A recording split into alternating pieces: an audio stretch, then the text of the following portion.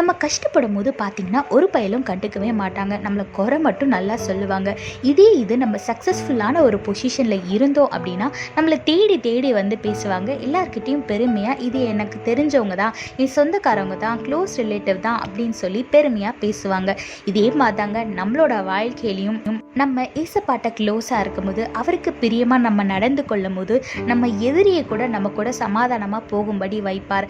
ஆனால் நம்ம ஏசப்பா விட்டு விலகி போகும்போது, உலக பிரகாரமான காரியத்தில் பாவத்தில் ஈடுபடும் போது நம்ம வாழ்க்கையும் அதுக்கேற்ற மாதிரி சோகமாகவும் பிரச்சனையாகவும் தான் இருக்கும். வேதத்தில் பாருங்கள், நீதிமொழிகள் 16:7 போட்டிருக்கு, ஒருவனுடைய வழிகள் கர்த்தருக்கு பிரியமாக இருந்தால் அவனுடைய சத்துருக்களும் அவனோட சமாதானமாகும்படி செய்வார்னு வேதத்தில் போட்டிருக்கு.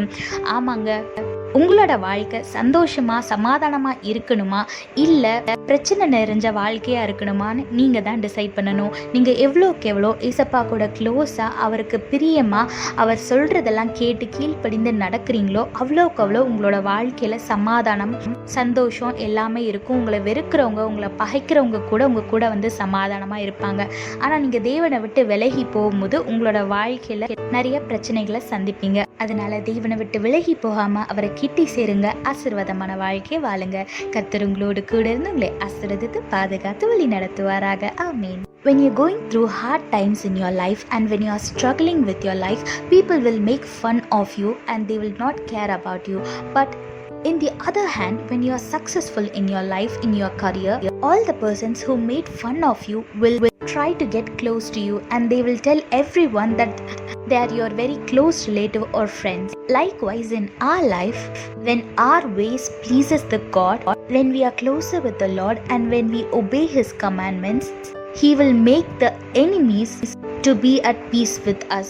But when we go far away from Him and when we get involved in the worldly sins, we will face many problems in our lives and we will not have peace.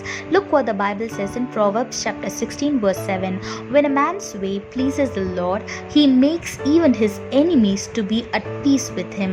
Yes, if you want to live a peaceful life in this world, whatever situation you might be in, just look unto the Lord, sit in His presence and ask His will and walk by His will and obey Him and sit in His presence and get as much close as you can with our Lord. If your relationship with God is good, then He will make your enemies to be in peace with you. So get close to our Lord, hold on to Him and live a blessed and peaceful life. God bless you all. Have a blessed day. Amen.